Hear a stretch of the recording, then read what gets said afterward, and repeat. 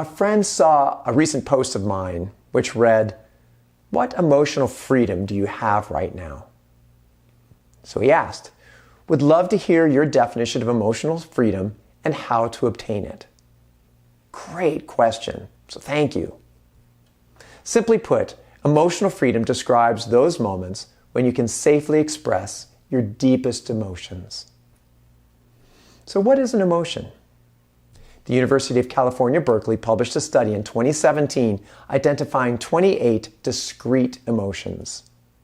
As I read this list, think about a time you felt each of these emotions. Admiration, adoration, aesthetic appreciation, amusement, anger, annoyed, anxiety, awe, awkward, boredom, calmness, confusion, craving, disgust, empathic pain, entrancement, excitement, fear, horror, interest, joy, nostalgia, relief, romance, sadness, satisfaction, sexual desire, and surprise. If you're serious about unlocking your emotional freedom, read this list again, one by one, and journal moments when you felt each of these 28 emotions. Each emotion contains a very personal story of your life. Some good stories, some painful ones. And a note, if your stories contain elements of abuse, depression, addiction, anxiety, or extreme emotions, please seek professional support. So here's a few of my story titles. Aesthetic appreciation. Seeing Renoir's two girls playing piano at the Musée d'Orsay in Paris. Anxiety. My supervisor led off a performance review session with, "Your most critical development point is being contentious when given constructive feedback." Calmness. Anytime I take a really deep, centering breath.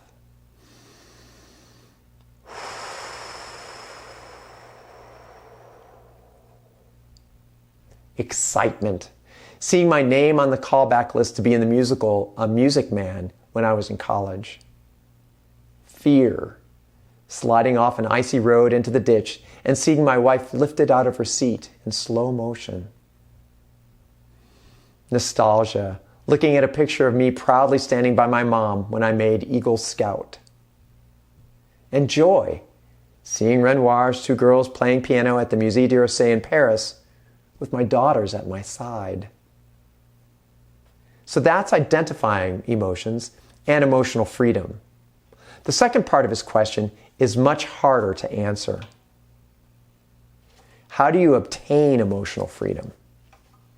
Obtaining emotional freedom comes in two parts: getting in touch with your own emotions and finding people and places with whom and where you can express those emotions.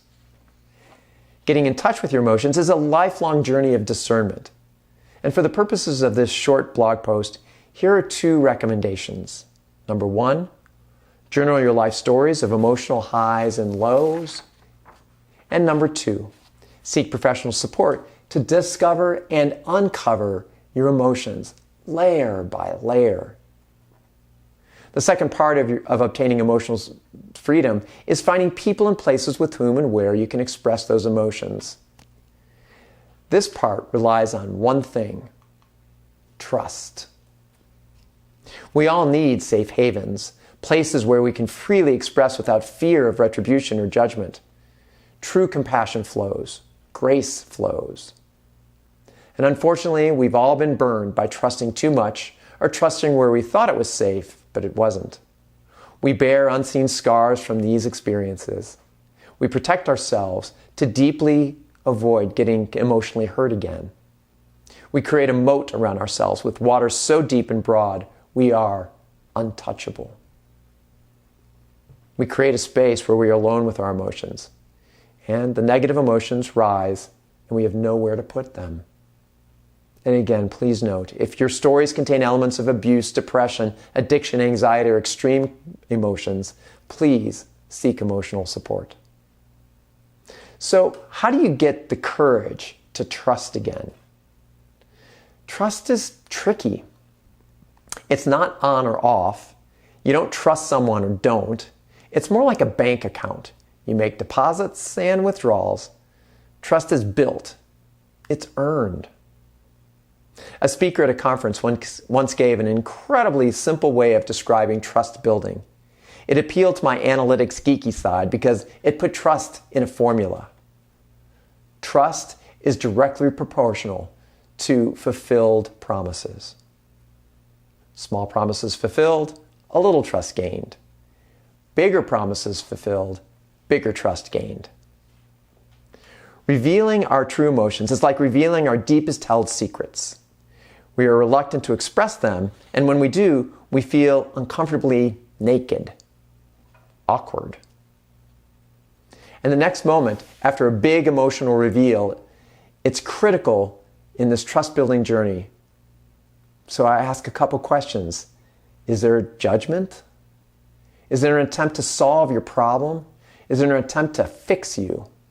Or does the person receive it with compassion, receiving your emotion as if they're placing it on a soft pillow? You feel received. In that moment, a huge promise is fulfilled. Trust is established and you've obtained emotional freedom. So, okay, that's great.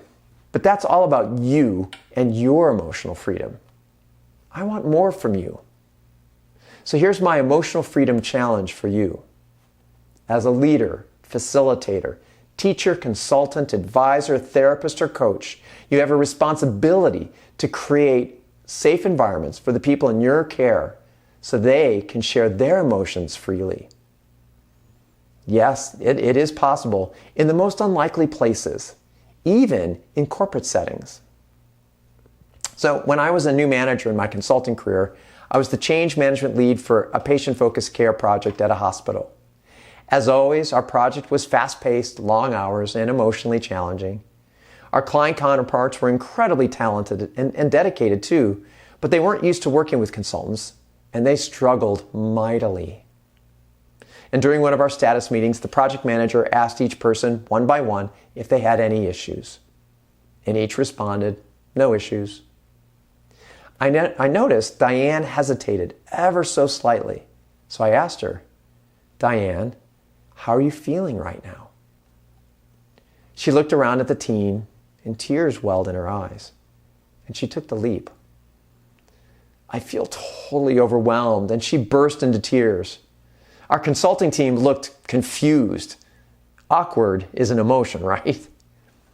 One of the nurses on our team leaned over and just put her hand lightly on her shoulder to let her know she wasn't alone.